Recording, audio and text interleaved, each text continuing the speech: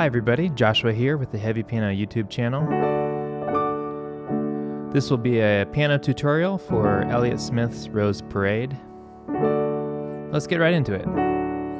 First chord is D major, and let's talk about these four chords that a lot of the verses are going to be based on.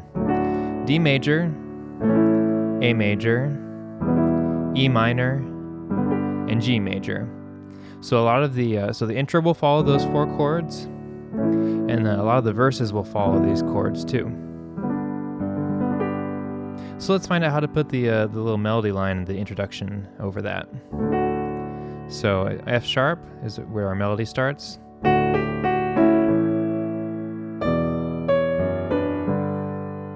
me do that again.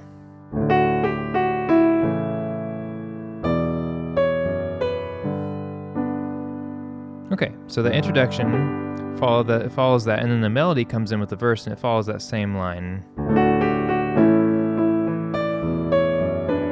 But this time we're going to try to add the melody in these notes right in the middle here. So again, the four chords D, A, E minor, G.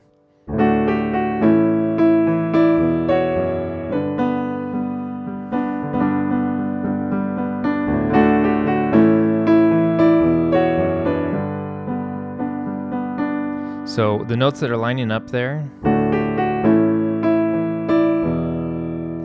E and D, F sharp and C sharp, D and B.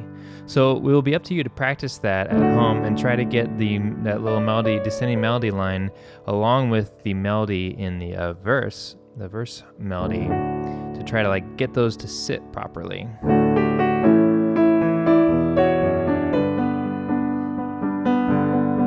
I'm also going to the B there.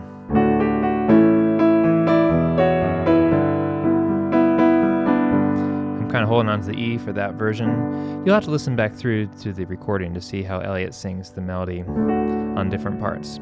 So we have 2 times on that chord progression for the introduction, then 4 times on the verse with that descending line, and then we have what I would call the pre-chorus.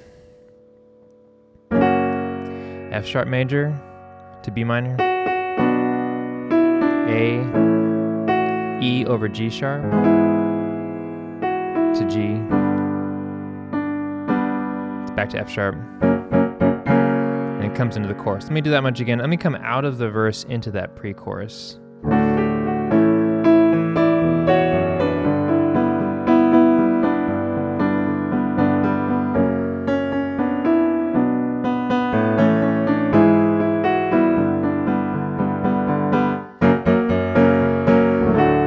And then the chorus is going to follow those same 4 chords, D, A, E minor, G, but this time without the descending line.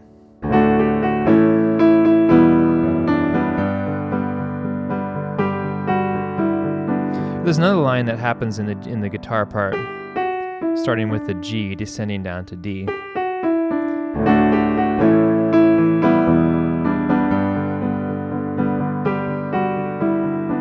I'm alternating the chord there. On the G, I'm doing double hits on some of the notes there to add some rhythm.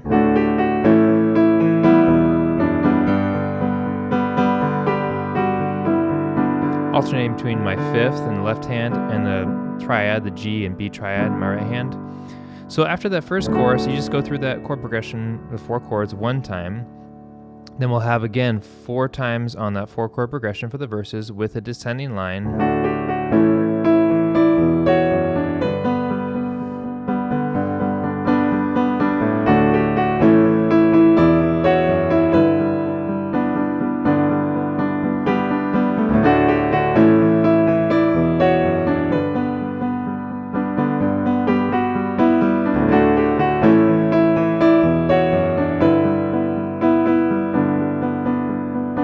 Come to the pre-chorus again, F sharp.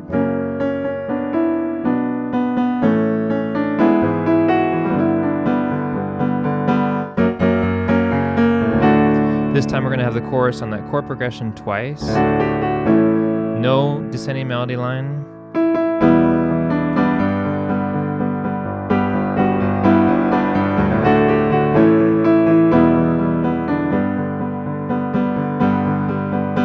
So this time, the chords are going to be a little bit different. F sharp major, E major, E7 with the ninth in there, A, E7 again, G. Let me play that much out of the chorus. So this will be the last time through the chorus.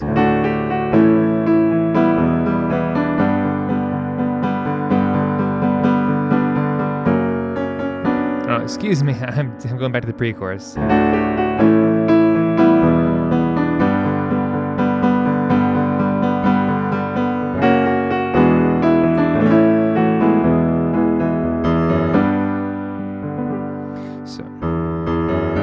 Walking up the bass line from E, F sharp, G, kind of give it a landing on that G. And then what I like to do is I brought this back to the quiet verse.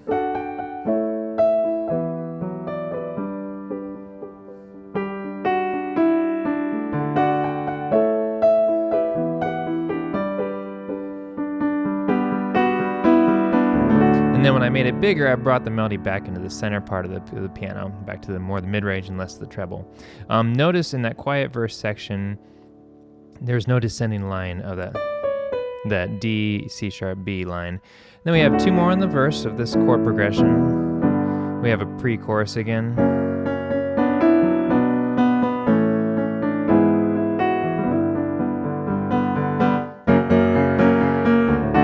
We have two times through that chord progression with the chorus.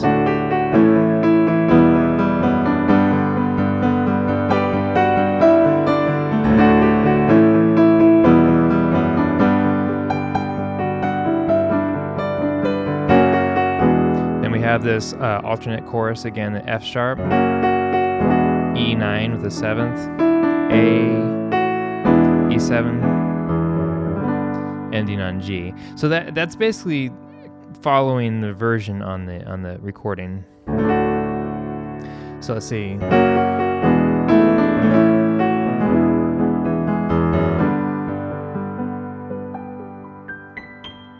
So what was I doing in my version?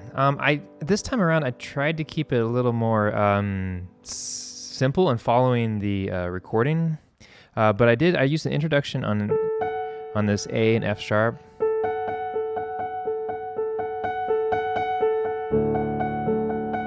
Just over that D chord. I think I improvised a little bit going into that, and then when I felt like I was ready to start the song, and one of the things I was thinking about when I was playing the introduction was trying to keep it, at least in my mind, different than the way I would play the verses, because the melody is the same, just so it doesn't sound like I'm playing the same like 6 times through chord progression, everything sounds the same. So one of the things I did, melody for the introduction, rather than adding some notes in here that might sound like the melody from the verse, I emphasized the octaves on that descending line from the introduction. And then when I brought the melody in for the verse, I'd kind of like put it more forefront, at least in my mind. You'll have to experiment with that on your own at home to try to figure out where you want those melodies to lie and where you want the introduction melodies to lie. I should say verse melodies versus introduction melodies. Or just play it through without worrying about it and just have some personal enjoyment from playing a song that Elliott wrote. That is fine too. A lot of times for that pre-chorus, hitting on the F sharp, I would kind of pull back my energy. So I'm coming out of the verse.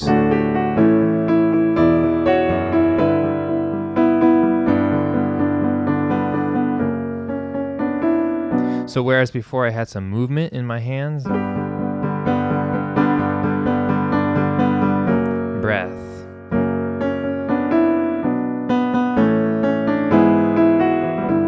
And then crescendo that into the hits on the chords. So think about, really think about where it's starting and where it's going to out of that pre-chorus. And then coming into the chorus, you can make it bigger by adding the fifth in the bass. You can add roots. We've talked about this I've talked about this in other videos of mine. You adding moving notes in between the chords to try to drive it to the point where emotionally where you want it to go. Let's see. And then, like I'd mentioned before, the quiet verse, I brought it up.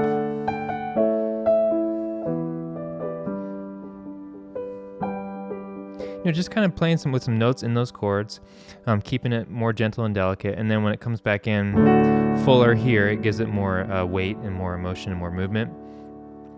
I tried to at the very end, so let's see.